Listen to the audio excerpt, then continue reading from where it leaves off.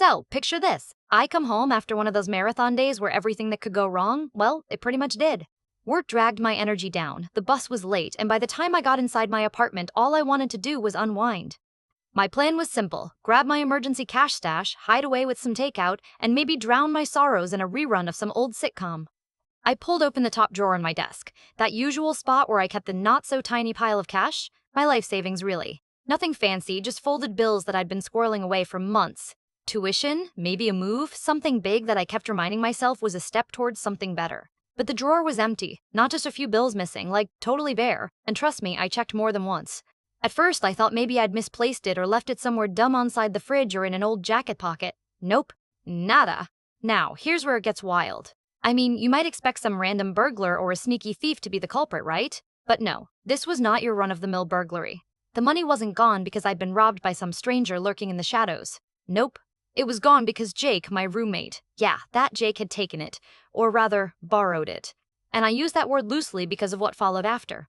What would you even do if you found out your own roommate decided to help themselves to your entire stash of savings without a heads up? I mean, we shared a place, sure, but I never thought I'd have to question if my things were safe from him. There I was, standing in my living room, my brain spinning in a mix of confusion, disbelief, and a growing sense of, what the heck? The money was gone, and so was my peaceful evening.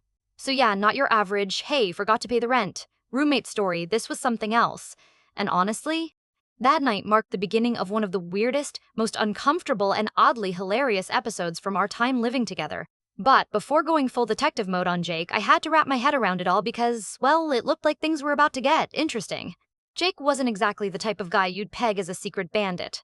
I mean, if you asked me to describe the guy, I'd say he was this laid-back, undeniably charming dude who somehow made chaos look effortless.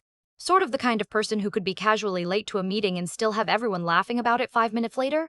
We'd been roommates for 6 months, sharing this cramped little apartment in the mid-sized city that somehow always smelled like last night's leftovers mixed with the faint aroma of his questionable cologne choices. In those 6 months, things had been easy enough. No major drama, no stolen food discoveries, well, not that I caught, and definitely no weird money disappearances. Jake was unpredictable, but in that he might borrow your pen and forget to give it back way, not in the he's sneaking off with your cash way. There were small annoyances, sure. Like the time he left a half-empty bag of chips on the couch and then insisted it had mysteriously evaporated. Little stuff you shrug off because, well, who wants to barricade themselves against their roommate? Not me. But this cash thing? This wasn't just a missing bag of chips, or worse, a mystery flavor of evaporated chip dust. This was serious. That pile of bills, my emergency fund, wasn't just spare change from the couch cushions. It was the culmination of months of scrimping and scraping, all set aside for something huge I'd been working toward, in my head at least.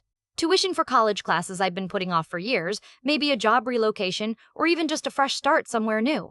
Something that meant grown-up and future in big, bold letters. So when the cash vanished, it didn't just feel like I'd been robbed of money. The real hit was trust. There's something insanely fragile about trusting someone you live with, letting your guard down, and then having that shaken up because they've crossed some invisible boundary. And here I was, caught somewhere between confusion and betrayal, staring down the weirdest roommate crisis I never thought I'd have. I remember pacing the tiny living room trying to piece together what to do next. Jake was sprawled on the couch, scrolling on his phone, acting like everything was perfectly normal. So, I finally asked, just straight up, "Hey man, have you seen my cash? The emergency stash?"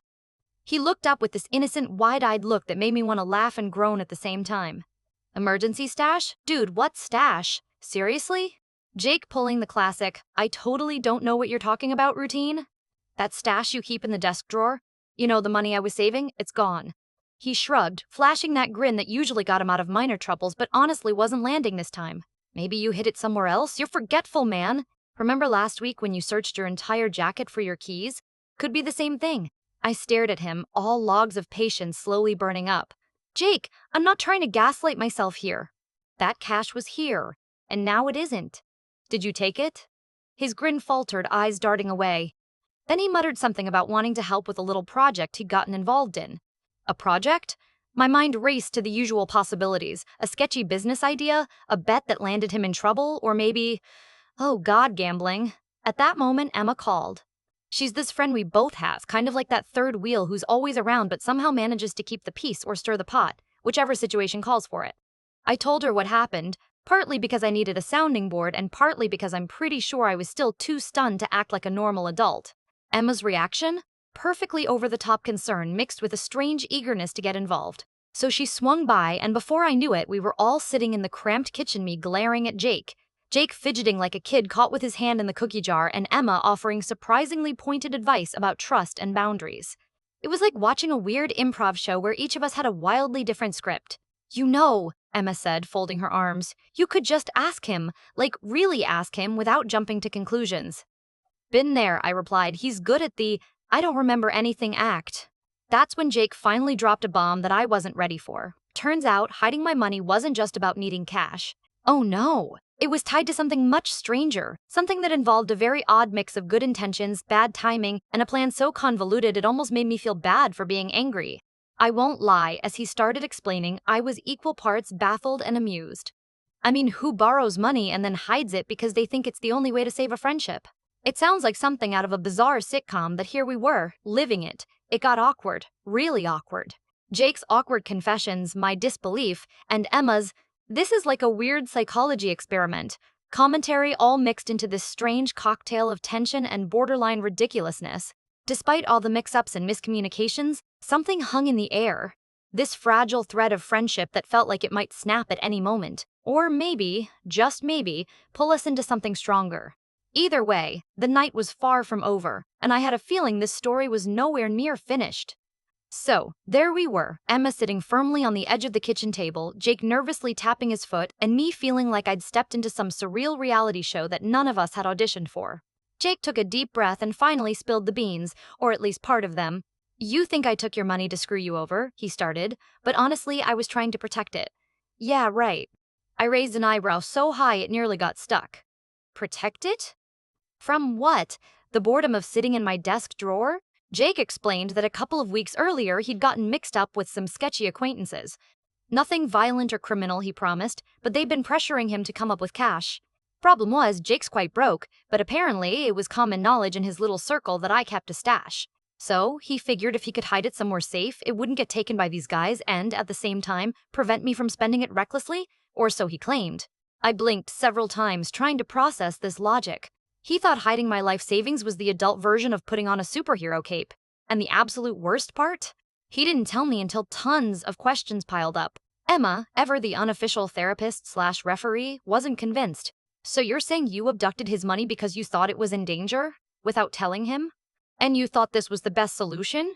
She shook her head with a mix of disbelief and barely concealed amusement. It sounds like a terrible plan, dude, I added, realizing that trying to stay mad was becoming increasingly difficult. I mean, the audacity was something else, and honestly, part of me couldn't help but laugh at the absurdity of it all. Here was Jake, the self-appointed cash bodyguard, collapsing under pressure while we tried to navigate through the mess. Trying to make sense of it, I asked, "But where is the money then? You didn't just trash it, right?" Jake's face went pale, and for a moment I genuinely thought the guy might confess that the cash ended up as poker chips or, worst-case scenario, been used to pay off some shady debt. Instead, he pulled out a small, battered tin box from beneath the sofa cushions, a tin box that looked like it belonged in a time capsule from the 80s. Emma leaned over and poked it. This looks like the kind of thing you'd find in a dusty attic, not a Fort Knox for emergency funds. Jake smirked sheepishly. It's sort of a stash spot I thought would be safe. Hidden away so those guys wouldn't find it. I swear, I didn't intend to keep it from you for this long. Things just spiraled. I picked up the tin, feeling the weight of all those crumpled bills inside. I slid the lid open, half expecting to find a fake stash or confetti. Nope, it was all there. My money, beaten down by tension and poor decision-making, but intact. Emma's eyes sparkled mischievously. Well, mystery solved at least. But maybe next time, Jake, try the talk to your roommate tactic before turning into some covert agent. Jake groaned, admitting, yeah, probably should have done that.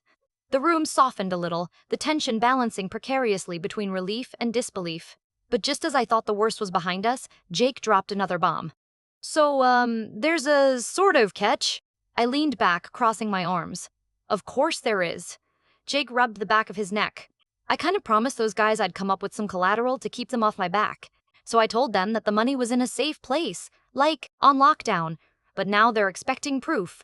I stared, trying not to inhale too loudly. You're kidding. They want proof that my money is safe? Yeah. I thought I could handle it, but now I'm stuck. I need to come up with some kind of story or maybe even a plan to show them the money exists without, letting them get their hands on it. Emma's jaw dropped, and I swear she let out a whistle. This is like watching a badly written thriller. Except the protagonist is your roommate, and the villains are whoever these people are. We all burst out laughing, partly in disbelief, partly because sometimes all you can do is grin at how ridiculously messed up things have gotten. I looked at Jake and found myself asking, so what now? What's the plan? Because spoiler alert, I'm not exactly comfortable with my savings being some kind of bargaining chip. Jake shrugged, already pacing again, this time with a hint of determination in his stride. I've been trying to think of a way to fake some kind of bank guarantee or something. I might get Emma's help. She's good with this sort of stuff. Emma shot me a look that was basically, guilty as charged, and then added, hey, I'm a professional friend wrangler. If it helps, I'll help. The evening spun on, the three of us huddled with wild ideas, half-baked schemes, and a few too many jokes about our impending heist movie lifestyle. And just when I thought I might actually get a break, the phone buzzed, Jake's number flashing on the screen, but this time the caller wasn't him. It was one of those guys. The kind of call that instantly drained the laughter from the room and reminded me just how weird, how real, this whole mess had become. That night felt like the point of no return. Whatever came next wasn't just about missing money anymore. It was about whether our friendship could survive the fallout of Jake's strange attempt at saving us all from, well, something none of us fully understood yet. Jake's phone call hung in the air like a bad storm cloud, dark and impossible to ignore. The moment he answered, his face shifted. Gone was the goofy, awkward guy who'd hidden my savings in a relic tin. Now, there was this tension I'd never seen before, like he was suddenly negotiating with a version of trouble I didn't fully understand. After a few whispered exchanges, he hung up, eyes darting around like he was trying to decide if the ceiling was suddenly falling or if the floor was about to swallow him whole. They want to meet, he finally said, voice rougher than before. To, confirm the money's real. I snorted, partly out of disbelief, partly because, honestly, what were the odds? A meetup? That sounds like a great idea for getting you entirely in over your head, I muttered, rubbing my temples. Emma chimed in. We need a plan, and it can't be fake bank guarantees or secret tin boxes. You're dealing with people who clearly don't play by the rules. Jake nodded solemnly. I know. So, I talked to someone who owes me a favor. They're gonna help us pull off a displays without letting these guys get too close. It's risky, but... Before he could finish, I interrupted. Wait, you went to a fixer of some sort? This just keeps getting weirder.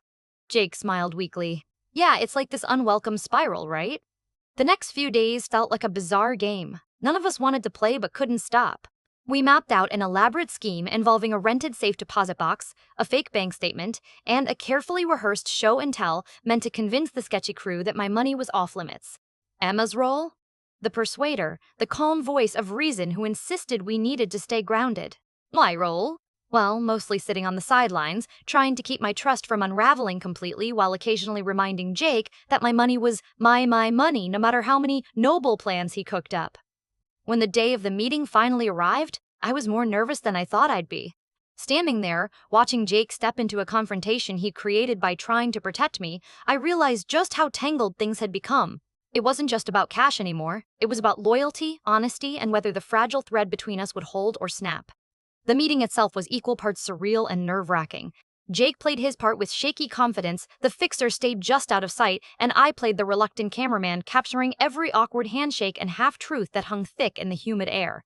Somehow, the whole thing ended without fists or threats, just a grudging understanding that the danger wasn't over. But for now, they back off. Back at the apartment, the relief was slow to settle. Jake finally handed me the tin box, zipped shut again, and looked like he was carrying a weight far heavier than cash. I'm sorry, he said simply. I never wanted it to get this out of hand or to hurt you. I stared at him, the anger from earlier having melted into something way more complicated. You definitely messed up the trust part. But I get it, your way was just badly thought out good intentions. Emma grinned, breaking the moment. See? Only you two could turn a simple money stash into an episode of an underground thriller. We laughed, and honestly, it felt like the first real breath of fresh air in days. In the days that followed, things didn't magically fix themselves. Trust, once bruised, needs time. We set some new ground rules, clear communication, boundaries, and maybe less borrowing without asking. Jake started paying me back in small doses, not because I demanded it, but because I think, deep down, he wanted to make this right. Looking back, that bizarre chapter did more than shake up our friendship. It forced us to confront things we'd just ignored, the messy parts about living with someone else, about relying on others, and how fragile trust really is. But it also showed that weird, complicated friendships can survive injury. They might get scarred or stretch in unexpected ways, but with a little honesty and a lot of patience, sometimes they end up stronger too. So yeah, would I still keep a secret stash in the desk drawer? Maybe not. Would I forgive Jake for turning my savings into a secret mission gone sideways? Absolutely, because sometimes life's weird stories aren't about the perfect ending, they're about the people you stumble through the chaos with. And honestly, if you've ever had a roommate who did something utterly baffling or lost trust over something that sounds like it belongs in a sitcom, you're not alone. Maybe next time we'll all just try talking it out before anyone hides any more tins of cash. But until then, here's to surviving the weirdness, money, friendships, and all.